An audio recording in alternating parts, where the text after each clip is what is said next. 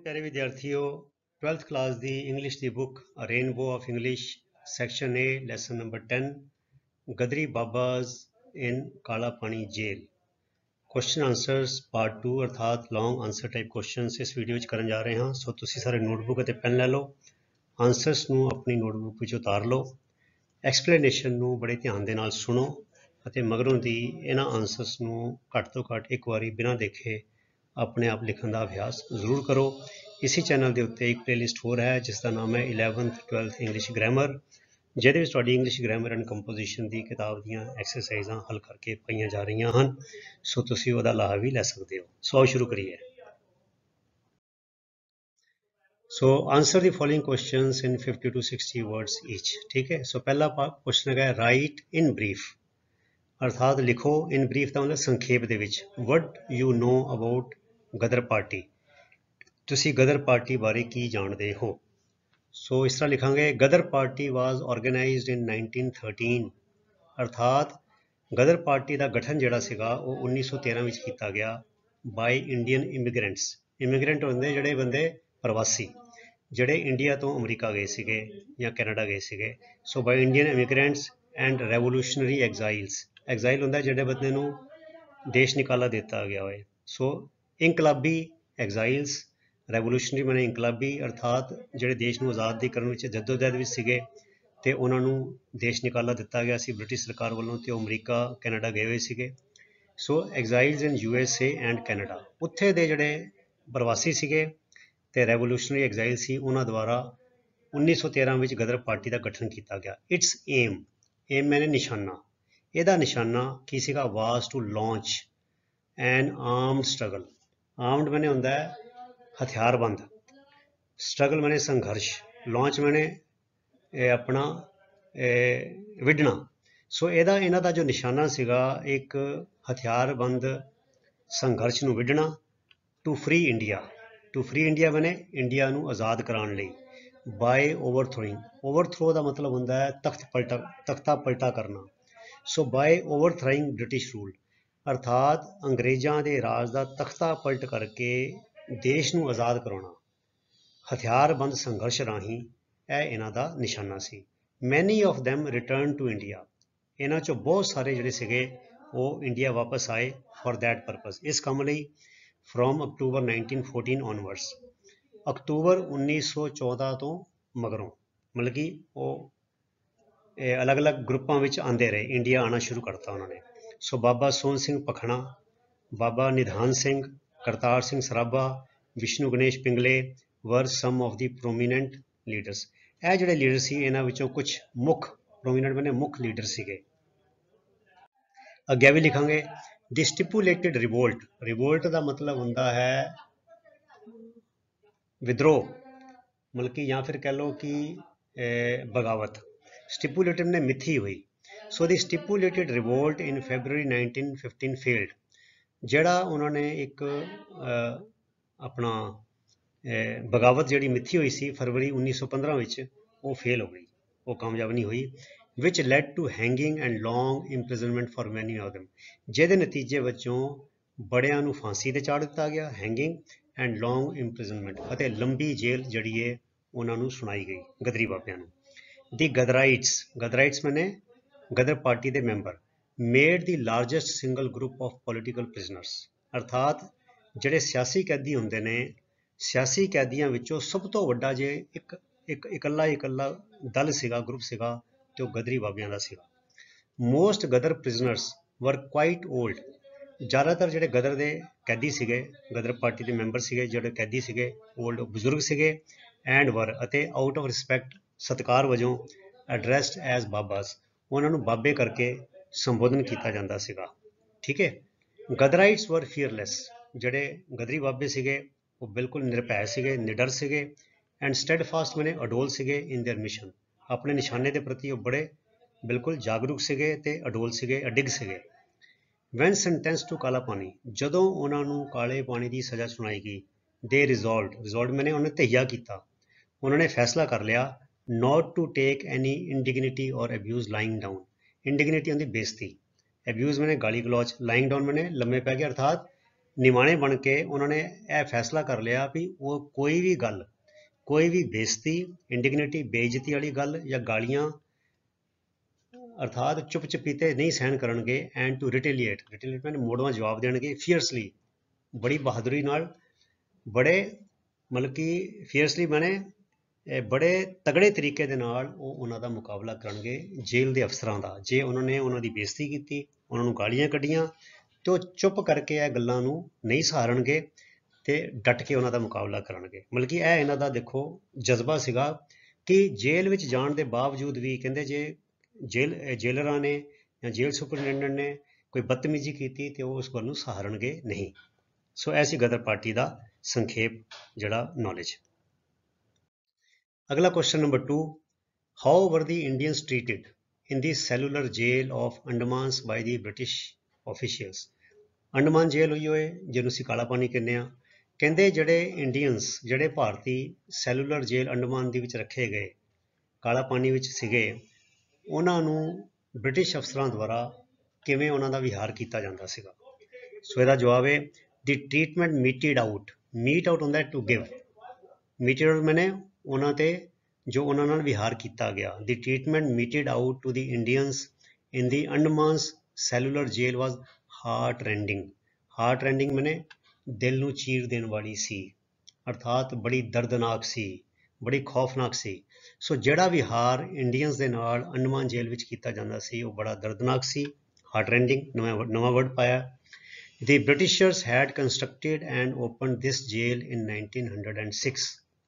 British ਜਿਹੜੇ ਅਫਸਰ ਸੀਗੇ, ਜਿਹੜੇ ਬ੍ਰਿਟਿਸ਼ ਸੀਗੇ ਜੋ ਦੇਸ਼ 'ਤੇ ਰਾਜ ਕਰ ਰਹੇ ਸੀ ਸਾਡੇ, ਉਹਨਾਂ ਨੇ ਇਸ ਜੇਲ੍ਹ ਨੂੰ ਬਣਾਇਆ, ਨਿਰਮਾਣ ਕੀਤਾ, ਕੰਸਟਰਕਟਡ ਉਸਾਰੀ ਕੀਤੀ, ਐਂਡ ਓਪਨ ਇਹਨੂੰ ਖੋਲ੍ਹਿਆ ਇਨ 1906। ਇਹਦਾ ਪਰਪਸ ਕੀ ਸੀ? ਮੇਨ ਮਕਸਦ ਇਹ ਸੀ ਟੂ ਆਈਸੋਲੇਟ। ਆਈਸੋਲੇਟ ਹੁੰਦਾ ਵੀ ਅਲੱਗ ਥਲੱਗ ਕਰ ਦੇਣਾ, ਅਰਥਾਤ ਇੰਡੀਆ ਦਾ ਜਿਹੜਾ ਮੇਨ ਆਪਣਾ ਉਪ ਮਹਾਦੀਪ ਸੀਗਾ ਇੰਡੀਆ ਦਾ, ਉੱਧਰੋਂ ਦੀ ਅਲੱਗ ਟਾਪੂਆਂ ਵਿੱਚ ਵੀ ਆਈਸੋਲੇਟ ਕਰ ਦਿੱਤਾ ਜਾਵੇ ਤਾਂ ਕਿ ਕਿਸੇ ਪਾਸਿਓਂ ਵੀ ਭੱਜ ਨਾ ਸਕਣ ਤੇ ਉਹਨਾਂ ਨੂੰ ਸਹਾਇਤਾ ਨਾ ਮਿਲ ਸਕੇ। ਟੂ ਆਈਸੋਲੇਟ, ਪਨਿਸ਼ ਸਜ਼ਾ ਦੇਣਾ, ਐਂਡ ਟਾਰਚਰ ਉਹਨੇ ਤਸੀਹੇ ਦੇਣੇ ਦੀ ਇੰਡੀਅਨ ਫਰੀडम ਫਾਈਟਰਸ। ਜਿਹੜੇ ਭਾਰਤੀ ਆਜ਼ਾਦੀ ਘੁਲਾਟੀਏ ਸੀਗੇ ਉਹਨਾਂ ਨੂੰ ਮੁੱਖ ਦੇਸ਼ ਦਾ ਜਿਹੜਾ ਸਾਡਾ ਆਪਣਾ ਇੰਡੀਆ ਸੀਗਾ ਜਿਹੜਾ ਮੇਨ, ਉੱਧਰੋਂ ਅਲੱਗ ਕੀਤਾ ਜਾਵੇ, ਉਹਨੂੰ ਸਜ਼ਾ ਦਿੱਤੀ ਜਾਵੇ ਤੇ ਉਹਨਾਂ ਨੂੰ ਤਸੀਹੇ ਦਿੱਤੇ ਜਾਣ। ਵਿਦ ਪੂਅਰ ਐਂਡ ਇਨਐਡਿਕੁਏਟ ਫੂਡ, ਉਹਨਾਂ ਨੂੰ ਖਾਣਾ ਬੜਾ ਘਟੀਆ ਕੁਆਲਿਟੀ ਦਾ। ਪੂਅਰ, ਇਨਐਡਿਕੁਏਟ ਮੈਨੇ ਜਿਹੜਾ ਕਿ ਨਾ ਪੂਰਾ, ਮਤਲਬ ਪੂਰਾ ਨਹੀਂ ਹੁੰਦਾ ਸੀਗਾ, ਘੱਟ ਮਾਤਰਾ ਵਿੱਚ। ਐਡਿਕੁਏਟ ਹੁੰਦਾ ਸਫੀਸ਼ੀਐਂਟ, ਸੰਪੂਰਨ। ਇਨਐਡਿਕੁਏਟ ਮੈਨੇ ਜੋ ਕਾਫੀ ਨਹੀਂ ਹੈਗਾ, ਜੋ ਜਿੰਨਾ ਚਾਹੀਦਾ ਲੋੜ ਤੋਂ ਘੱਟ। ਸੋ ਉਹਦੀ ਕੁਆਂਟੀਟੀ ਵੀ ਘੱਟ ਹੁੰਦੀ ਸੀ, ਘਟੀਆ ਕੁਆਲਿਟੀ ਹੁੰਦੀ ਸੀ। They made the prisoners work on the oil mill ਕੋਲੂ। ਇਹੋ ਜਿਹਾ ਘਟੀਆ ਖਾਣਾ ਦੇ ਕੇ ਤੇ ਪੂਰਾ ਖਾਣਾ ਨਾ ਦੇ ਕੇ ਉਹ ਜਿਹੜੇ ਕੈਦੀਆਂ ਨੂੰ ਕੰਮ ਕਰਨ ਲਈ ਮਜਬੂਰ ਕਰਦੇ ਸੀ ਕੋਲੂ ਦੇ ਉੱਤੇ। ਟੂ ਐਕਸਟਰੈਕਟ, ਐਕਸਟਰੈਕਟ ਮੈਨੇ ਕੱਢਣਾ, ਮਿਨੀਮਮ ਘੱਟ ਤੋਂ ਘੱਟ of 30 pounds of coconut oil. 30 pound ਜਿਹੜਾ ਹੈ ਕੋਕੋਨਟ ਆਇਲ ਕੱਢਣ ਲਈ ਉਹਨਾਂ ਨੂੰ ਹੁਕਮ ਦਿੱਤਾ ਜਾਂਦਾ ਸੀ ਵੀ ਕੋਲੂ ਨਾਲ ਜਿਹੜਾ ਕੋਲੂ ਚਲਾਓ ਤੇ ਖਾਣਾ ਪੂਰਾ ਨਹੀਂ ਦੇਣਾ। ਐਂਡ ਪਾਊਂਡ ਮੈਨੇ ਠੋਕਣਾ, ਕੁੱਟਣਾ। ਇੱਥੇ ਪਾਊਂਡ ਦਾ ਮਤਲਬ ਵਿੱਚ ਇਹ ਪਾਊਂਡ ਹੈਗਾ ਨਾਊਨ, ਇਹ ਹੈਗੀ ਹੈ ਇਕਾਈ ਭਾਰ ਦੀ। ਇੱਕ ਪਾਊਂਡ ਹੁੰਦਾ 454 ਗ੍ਰਾਮ ਦਾ, ਮੋਟਾ ਅਸੀਂ ਕਹਿ ਸਕਦੇ ਹਾਂ ਅੱਧਾ ਕਿਲੋ। ਸੋ 30 ਪਾਊਂਡ ਦਾ ਮਤਲਬ ਹੋ ਗਿਆ ਕਰੀਬ 15 ਕਿਲੋ ਤੋਂ ਥੋੜ੍ਹਾ ਘੱਟ, ਠੀਕ ਹੈ। 15 ਕਿਲੋ ਤੇਲ ਜਿਹੜਾ ਹੈ ਨਾਰੀਅਲ ਦਾ ਕੱਢਣਾ ਪੈਂਦਾ ਸੀਗਾ। ਐਂਡ ਪਾਊਂਡ ਮੈਨੇ ਕੁੱਟਣਾ, ਜਿੱਦਾਂ ਅਸੀਂ ਕੁੰਡੇ ਦੇ ਵਿੱਚ ਘੋਟਣਾ ਮਾਰਦੇ ਹਾਂ। ਸੋ ਕੋਕੋਨਟ ਹਸਕ ਜਿਹੜੀ ਮਤਲਬ ਕਿ ਬਾਹਰ ਦੀ ਛਿੱਲੜ ਹੈਗੀ ਹੈ, ਨਾਰੀਅਲ ਦੀ ਤੇਲ, ਨਾਰੀਅਲ ਦਾ ਜਿਹੜਾ ਖੋਪਾ ਹੁੰਦਾ ਹੈ, ਉਹਦਾ ਬਾਹਰਲਾ ਜਿਹੜਾ ਛਿੱਲੜ ਹੁੰਦਾ ਹੈ, ਉਹਨੂੰ ਕੁੱਟ ਕੇ ਉਹਦੀਆਂ ਰੱਸੀਆਂ ਬਣਾਉਣੀਆਂ, ਦੌਣ ਬਣਾਉਣੀ, ਜਿੱਦਾਂ ਰੱਸੀਆਂ ਬਣਾਉਣੀਆਂ। To produce square threads daily, ਉਹਦੀਆਂ ਕੁੱਟ ਕੇ ਉਹਨੂੰ ਰੱਸੀਆਂ ਬਣਾਉਣੀਆਂ ਤੇ ਤੇਲ ਕੱਢਣਾ। ਰੋਟੀ ਪੂਰੀ ਨਹੀਂ ਦੇਣੀ ਤੇ ਘਟੀਆ ਦੇਣੀ ਤੇ ਫਿਰ ਇਹ ਕੰਮ ਕਰਾਉਣਾ। Failure to meat the targets, ਤੇ ਕਹਿੰਦੇ ਜੇ 30 ਪਾਊਂਡ ਤੇਲ ਤੇ ਜਿਹੜੀਆਂ ਰੱਸੀਆਂ ਨਾ ਬਣਨ, ਫੇਲੀਅਰ ਟੂ ਮੀਟ ਦਾ ਟਾਰਗੇਟਸ, ਅਰਥਾਤ ਨਿਸ਼ਾਨੇ ਤੋਂ ਖੁੰਝਿਆ। ਇਹ ਨਿਸ਼ਾਨਾ ਜਿਹੜਾ ਸੀਗਾ ਵੀ ਇੰਨਾ ਤੁਸੀਂ ਤੇਲ ਕੱਢਣਾ ਹੈ, ਇੰਨੀਆਂ ਰੱਸੀਆਂ ਬਣਾਉਣੀਆਂ। ਇਨਵਾਈਟਡ, ਇਹ ਸੱਦਾ ਦੇਣ ਦੇ ਬਰਾਬਰ ਸੀ, ਅਰਥਾਤ ਉਹਨਾਂ ਨੂੰ ਜਵਾਬ ਵਿੱਚ ਕੀ ਮਿਲਦਾ ਸੀ, ਇਨਾਮ ਕੀ ਮਿਲਦਾ ਸੀ? ਇਨਵੈਕਟਿਵ। ਇਹ ਦੇਖੋ ਇਹ ਸ਼ਬਦ ਮੈਂ ਜਾਣ ਕੇ ਪਾਇਆ, ਨਵਾਂ ਸ਼ਬਦ ਹੈ। ਇਨਵੈਕਟਿਵ ਦਾ ਮਤਲਬ ਹੁੰਦਾ ਬੱਚਿਓ ਗਾਲੀਆਂ ਭਰੀ ਗੱਲ, ਅਰਥਾਤ ਉਹਨਾਂ ਨੂੰ ਗਾਲੀਆਂ ਸੁਣਨੀਆਂ ਪੈਂਦੀਆਂ ਸੀ, ਗੰਦੀਆਂ ਗਾਲਾਂ ਕੱਢਦੇ ਸੀ ਜੇਲਰ ਜਿਹੜੇ ਸੀਗੇ। And 30 whip lashes in public, whip lash ਹੁੰਦੇ ਕੋੜੇ। ਸੋ 30 ਕੋੜੇ ਉਹਨਾਂ ਨੂੰ ਆਮ ਸਾਰਿਆਂ ਦੇ ਸਾਹਮਣੇ ਮਾਰੇ ਜਾਂਦੇ ਸੀ। ਇਨ ਪਬਲਿਕ ਮੈਨੇ ਸ਼ਰੇਆਮ 30 ਕੋੜੇ ਮਾਰੇ ਜਾਂਦੇ ਸੀਗੇ ਤੇ ਗੰਦੀਆਂ ਗਾਲਾਂ ਕੱਢੀਆਂ ਜਾਂਦੀਆਂ ਸੀ ਜੇ ਉਹ 30 ਪਾਊਂਡ ਕੋਕੋਨਟ ਆਇਲ ਨਹੀਂ ਕੱਢਦੇ ਸੀਗੇ ਤੇ ਕੋਕੋਨਟ ਹਸਕ ਤੋਂ ਜਿਹੜੀਆਂ ਰੱਸੀਆਂ ਬਣਨੀ ਚਾਹੀਦੀਆਂ ਉਹ ਨਹੀਂ ਬਣਦੀਆਂ ਸੀ। ਤਾਂ ਇਦਾਂ ਦੀ ਟ੍ਰੀਟਮੈਂਟ ਸੀ ਬ੍ਰਿਟਿਸ਼ ਆਫੀਸ਼ੀਅਲਸ ਵੱਲੋਂ Indian prisoners the.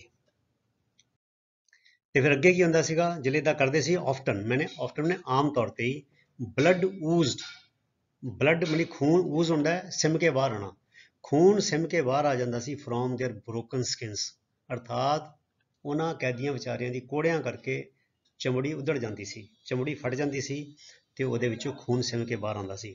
ਈਚ of the patriotic prisoners was confined to a small dingy cell. ਜਿਹੜਾ ਤੇ ਦੇਸ਼ ਭਗਤ ਟਾਈਪ ਦਾ ਕੈਦੀ ਹੁੰਦਾ ਸੀਗਾ, ਜਿਹੜਾ ਦੇਸ਼ ਦੀ ਆਜ਼ਾਦੀ ਲਈ ਲੜ ਰਿਹਾ ਸੀਗਾ, ਹਰ ਇੱਕ ਨੂੰ ਇੱਕ ਛੋਟੇ ਡਿੰਗੀ ਮੈਨੇ ਬੜਾ ਹੀ ਛੋਟੇ ਜਿਹੇ ਕਾਲ ਕੋਠਰੀ ਵਿੱਚ ਉਹਨੂੰ ਰੱਖਿਆ ਜਾਂਦਾ ਸੀਗਾ and communication between them was prohibited। ਅਤੇ ਕੈਦੀਆਂ ਵਿੱਚ ਦੋਨਾਂ ਇਕੱਲਾ ਜਿਹੜਾ ਇੱਕ ਕੈਦੀ ਨੂੰ ਇੱਕ ਕਾਲ ਕੋਠਰੀ 'ਚ ਪਾਇਆ ਗਿਆ ਸੀਗਾ ਤੇ ਉਹਨਾਂ ਦੇ ਵਿੱਚ ਜਿਹੜੀ ਗੱਲਬਾਤ ਸੀ ਉਹਦੀ ਸਖਤ ਤੌਰ ਤੇ ਮਨਾਹੀ ਸੀ, ਉਹ ਕਿਸੇ ਤਰ੍ਹਾਂ ਦੀ ਗੱਲਬਾਤ ਨਹੀਂ ਕਰ ਸਕਦੇ ਸੀ। So question number 3, discuss the various physical problems that the Indian freedom fighters had to face in the cellular jail। ਕਹਿੰਦੇ ਉਹ ਜਿਹੜੀਆਂ ਵੱਖ-ਵੱਖ ਕਿਸਮ ਦੀਆਂ ਭੌਤਿਕ ਤੌਰ ਤੇ ਜਿਹੜੀਆਂ ਸਮੱਸਿਆਵਾਂ ਸੀਗੀਆਂ ਜਿਹੜੀਆਂ ਕਿ ਭਾਰਤੀ ਆਜ਼ਾਦੀ ਘੁਲਾਟੀਆਂ ਨੂੰ ਝੱਲਣੀਆਂ ਪੈਂਦੀਆਂ ਸੀਗੀਆਂ ਜਾਂ ਉਹਨਾਂ ਦਾ ਟਾਕਰਾ ਕਰਨਾ ਪੈਂਦਾ ਸੀ ਜੇਲ੍ਹ ਦੇ ਵਿੱਚ, ਉਹਨਾਂ ਦੇ ਬਾਰੇ ਚਰਚਾ ਕਰੋ। ਸੋ ਜਵਾਬ ਹੈ the Indian freedom fighters had to face many physical problems in the cellular jail. ਅਰਥਾਤ ਭਾਰਤੀ ਆਜ਼ਾਦੀ ਘੁਲਾਟੀਆਂ ਨੂੰ ਕਈ ਕਿਸਮ ਦੀਆਂ ਭੌਤਿਕ ਤੌਰ ਤੇ ਸਮੱਸਿਆਵਾਂ ਜੇਲ੍ਹ ਵਿੱਚ ਜਿਹੜੀਆਂ ਸੀਗੀਆਂ ਉਹਨਾਂ ਦਾ ਟਾਕਰਾ ਕਰਨਾ ਪਿਆ। ਫਸਟ ਆਫ ਆਲ, ਸਭ ਤੋਂ ਪਹਿਲਾਂ ਦੀ ਵੈਦਰ ਦੇਅਰ ਵਾਜ਼ ਸਟਿਫਲਿੰਗ ਹੌਟ। ਸਟਿਫਲਿੰਗ ਮਾਨੇ ਦਮ ਘੁੱਟ ਦੇਣ ਵਾਲਾ, ਜਿਹਦੇ 'ਚ ਸਾਹ ਨਾ ਆਵੇ, ਪਸੀਨਾ ਆਵੇ, ਇਹਨੂੰ ਕਹਿੰਦੇ ਸਟਿਫਲ ਹੁੰਦਾ ਬੱਚੇ, ਬਹੁਤ ਗਰਮੀ ਹੋਵੇ ਤੇ ਹੁੰਮ ਹੋਵੇ, ਹਵਾ ਨਾ ਚੱਲਦੀ ਹੋਵੇ। ਸੋ ਫਸਟ ਆਫ ਆਲ ਪਹਿਲੀ ਗੱਲ ਤਾਂ ਇਹ ਸੀਗੀ ਜਿਹੜਾ ਉੱਥੇ ਦਾ ਮੌਸਮ ਸੀਗਾ ਉਹ ਸਟਿਫਲਿੰਗ ਹੌਟ ਸੀ, ਬਹੁਤ ਗਰਮ ਸੀਗਾ ਤੇ ਜਿੱਦਾਂ ਵੱਟ ਕੱਢਣ ਵਾਲਾ ਸੀਗਾ। ਬਲੱਡ ਸਕਿੰਗ ਅਰਥਾਤ ਖੂਨ ਚੂਸਣ ਵਾਲੀਆਂ ਜੋਕਾਂ, ਲੀਚੀਜ਼ ਹੁੰਦੀਆਂ ਜੋਕਾਂ, ਖੂਨ ਚੂਸਣ ਵਾਲੀਆਂ ਜੋਕਾਂ ਐਂਡ ਮੋਸਕੀਟੋਜ਼ ਮੱਛਰ, ਸਵਾਮ ਦਾ ਏਰੀਆ ਮੈਨੇ ਉਸ ਖੇਤਰ ਨੂੰ ਇਹਨਾਂ ਨੇ ਆਪਣਾ ਭਰਮਾਰ ਕੀਤੀ ਹੋਈ ਸੀਗੀ, ਅਰਥਾਤ ਉਹ ਜਿਹੜਾ ਏਰੀਆ ਸੀਗਾ ਜੇਲ੍ਹ ਦਾ ਏਰੀਆ ਉਹਦੇ 'ਚ ਜੋਕਾਂ ਤੇ ਮੱਛਰ ਭਰੇ ਪਏ ਸੀ। The food offered was insufficient and lacked nutrition and quality. ਜਿਹੜਾ ਖਾਣਾ ਉਹਨਾਂ ਨੂੰ ਪਰੋਸਿਆ ਜਾਂਦਾ ਸੀਗਾ ਇੱਕ ਤਾਂ ਉਹ ਨਾ ਕਾਫੀ ਸੀਗਾ, ਮਤਲਬ ਉਹਦੀ ਮਾਤਰਾ ਘੱਟ ਸੀਗੀ, ਇਨਸਫੀਸ਼ੀਐਂਟ and lacked nutrition and quality, ਉਹਦੀ ਗੁਣਵੱਤਾ ਵੀ ਨਹੀਂ ਸੀਗੀ ਤੇ ਨਾ ਹੀ ਉਹਦੇ ਵਿੱਚ ਕੋਈ ਪੌਸ਼ਟਿਕ ਤੱਤ ਸੀਗੇ। The prisoners frequently fell sick with dysentery. ਤੇ ਇਸ ਕਰਕੇ ਜਿਹੜੇ ਕੈਦੀ ਸੀ ਆਮ ਤੌਰ ਤੇ ਹੀ ਬਿਮਾਰ ਹੋਏ ਰਹਿੰਦੇ ਸੀ। ਡਿਸੈਂਟਰੀ ਹੁੰਦਾ ਬੱਚੋ ਜਿਹੜਾ ਟੱਟੀਆਂ ਉਲਟੀਆਂ ਲੱਗ ਜਾਂਦੀਆਂ ਡਿਸੈਂਟਰੀ ਦੇ ਨਾਲ, ਹਾਈ ਫੀਵਰ ਬੁਖਾਰ ਦੇ ਨਾਲ, ਟਿਊਬਰਕਲੋਸਿਸ, ਟੀਬੀ ਜਿਹਨੂੰ ਤਪਦਿਕ ਦਾ ਰੋਗ ਕਹਿੰਦੇ, ਅਸਥਮਾ ਜੇ ਸਾਹ ਨਹੀਂ ਆਉਂਦਾ। ਸੋ ਇੱਦਾਂ ਦੀ ਬਿਮਾਰੀਆਂ ਦੇ ਨਾਲ ਜਿਹੜੇ ਕੈਦੀ ਸੀਗੇ ਉਹ ਇਹਦੇ ਸ਼ਿਕਾਰ ਹੋਏ ਰਹਿੰਦੇ ਸੀਗੇ। ਇਨ ਸੱਚ ਇਨਹਿਊਮਨ ਕੰਡੀਸ਼ਨਸ, ਤੇ ਇਹੋ ਜਿਹੀਆਂ ਅਣਮਨੁੱਖੀ ਹਾਲਾਤਾਂ ਦੇ ਵਿੱਚ ਦੇ ਵਰਕ ਡੇਲੀ, ਉਹ ਰੋਜ਼ ਕੰਮ ਕਰਦੇ ਸੀ ਔਨ ਦੀ ਆਇਲ ਮਿਲ, ਕੋਲੂ ਦੇ ਉੱਤੇ, to extract coconut oil and pounded coconut husk to produce coir threads।